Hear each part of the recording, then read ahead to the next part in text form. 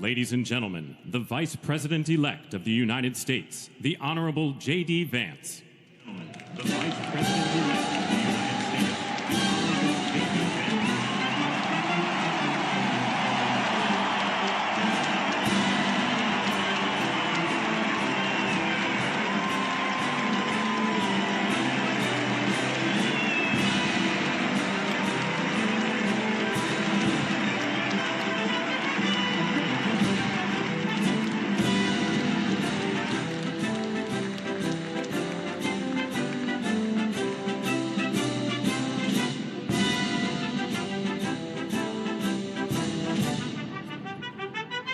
the Honorable J.D. Vance.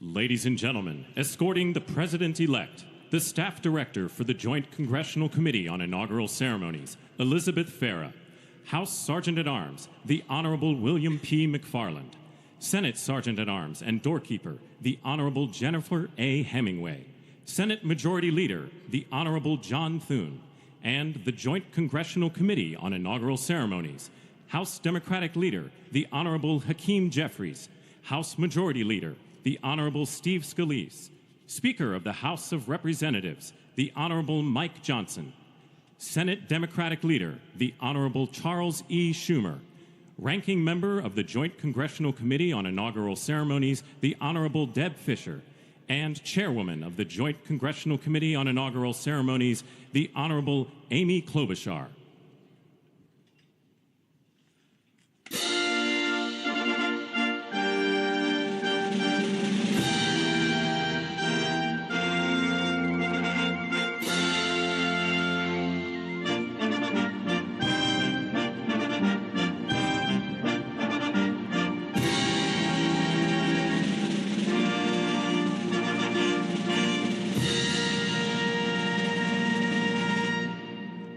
Ladies and gentlemen, the President-elect of the United States, the Honorable Donald John Trump. The President-elect of the United States, the Honorable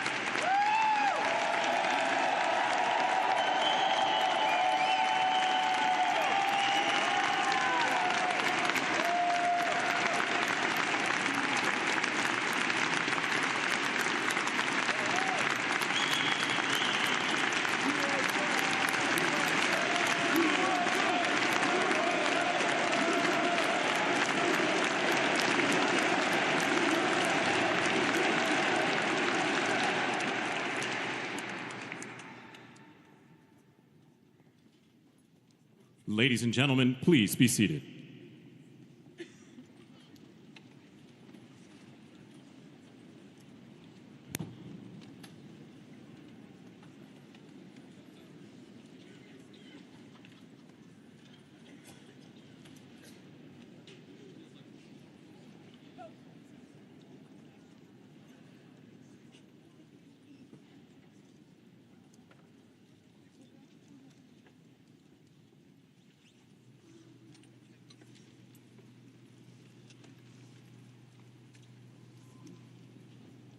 Please welcome the Chairwoman of the Joint Congressional Committee on Inaugural Ceremonies, the Honorable Amy Klobuchar.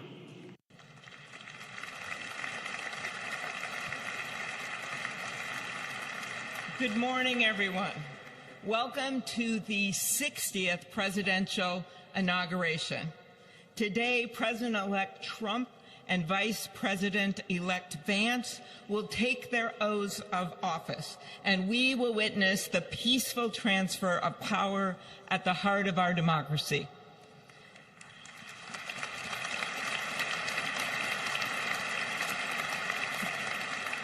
For the past year, I've chaired the inaugural ceremony committee, which includes the leadership of Congress from both parties. We thank the committee and Capitol staff and law enforcement who worked so hard over the last year, and especially the last 3 days. You've done a beautiful job, and you have shown grace under pressure.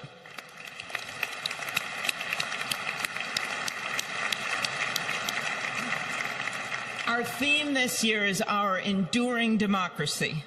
The presence of so many presidents and vice presidents here today is truly a testament to that endurance. We welcome President Biden and Dr. Biden. We welcome Vice President Harris and Doug Emhoff, President Obama, President Clinton and Secretary Clinton, President Bush and Laura Bush, Vice President Pence, Vice President Quayle and Marilyn Quayle. The justices of the United States Supreme Court are with us, all 9 of them I counted, and of course the Trump and Vance families. This ceremony marks what will soon be 250 years of our democracy. It is the moment when leaders elevated by the will of the people promise to be faithful to our Constitution, to cherish and defend it. It is the moment when they become, as we all should be, the guardians of our country. Through war and peace, through adversity and prosperity, we hold this inauguration every 4 years, and today it falls on Martin Luther King Day. A further reminder that we must strive to uphold the values enshrined in our Constitution, the freedoms, the liberties, and, as is inscribed on the entrance of the United States Supreme Court, equal justice under law.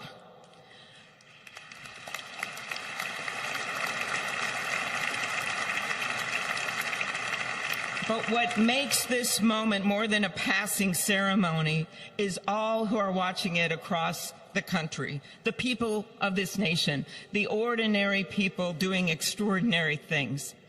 President Kennedy, who at one point worked as a senator in this building and would often walk through this very rotunda, once said, "In a democracy, every citizen, regardless of interest in politics, holds office. Every one of us is in a position of responsibility." With that responsibility of citizenship comes an obligation not to seek out malice, as President Lincoln once reminded us, but to view others with a generosity of spirit despite our differences. With that responsibility of leadership comes an obligation to stand our ground when we must and find common ground when we can. With everything swirling around us, the hot mess of division, it is on all of us, to quote an incredible songwriter who just happened to be born in my state, to ensure that our nation's democracy is our shelter from the storm. There's a reason this ceremony takes place at the Capitol. In other countries, it might be in a presidential palace or a gilded executive office building. Here it is traditionally held at the Capitol, the People's House. It is a fitting reminder of the system of checks and balances that is the very foundation of our government, 3 equal branches of government. That is how, for nearly 250 years, our great American experiment, grounded in the rule of law, has endured. So, as we inaugurate a new president and vice president, let us remember that the power of those in this room comes from the people. The construction workers who build our country, the teachers and healthcare workers who nurture us, the troops defending our freedoms, and Todavía sigues haciendo tablas con bordecitos en Excel, de esas que seleccionas el rango de celdas, le colocas unos bordes, luego para el total haces una autosuma, luego para los encabezados pones los filtros. Por favor, ya hace mucho tiempo que en el Excel no se hacen las tablas así. Ahora hay una herramienta nueva, bueno, nueva no, ya tiene mucho tiempo y tú sigues sin saber de ella, que se llama formato de tabla. Y no es para poner bonitas las tablas nada más. Tiene muchos más beneficios que tú te estás perdiendo, que te hace trabajar.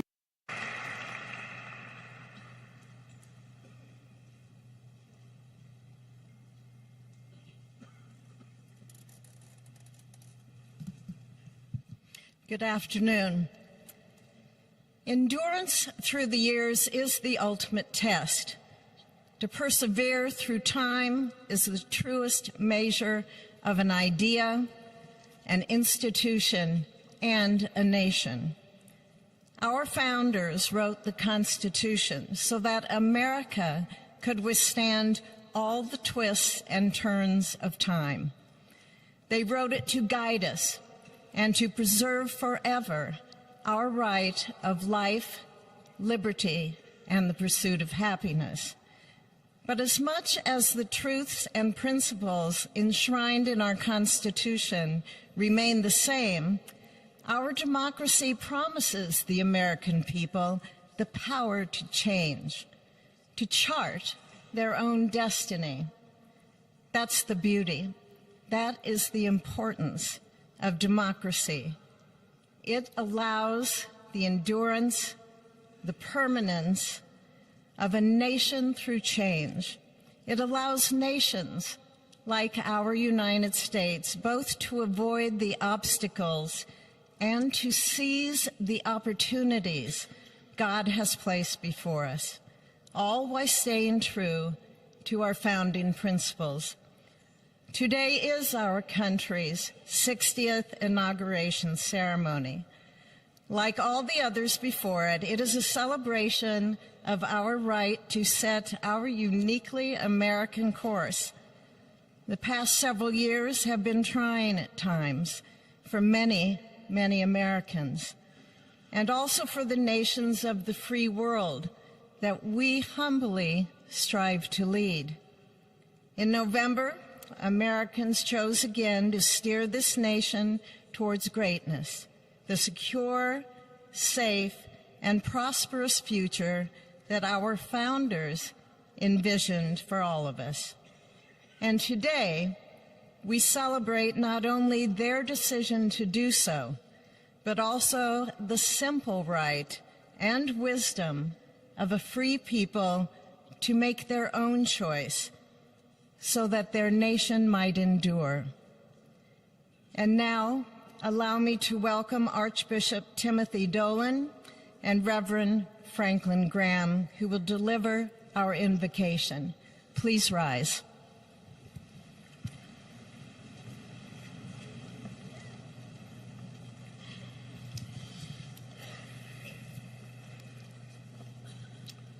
Be still and know that I am God, supreme among the nations, supreme on the earth. Let us pray.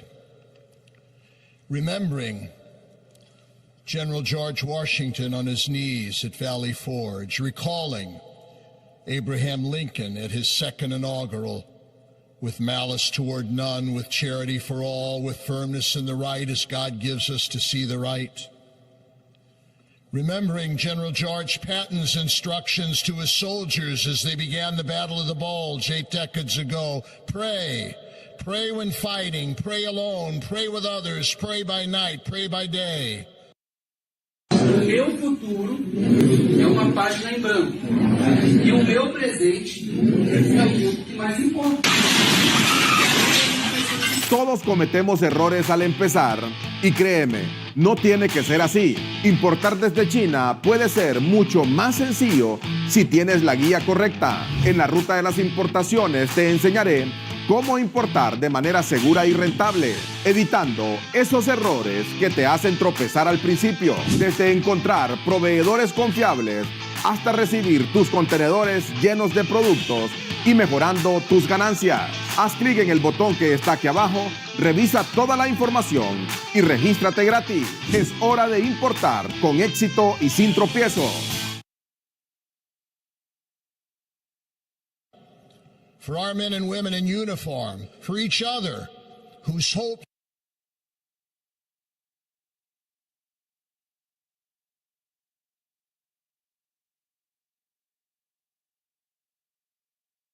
wisdom you set man to govern your creatures, to govern in holiness and justice, to render justice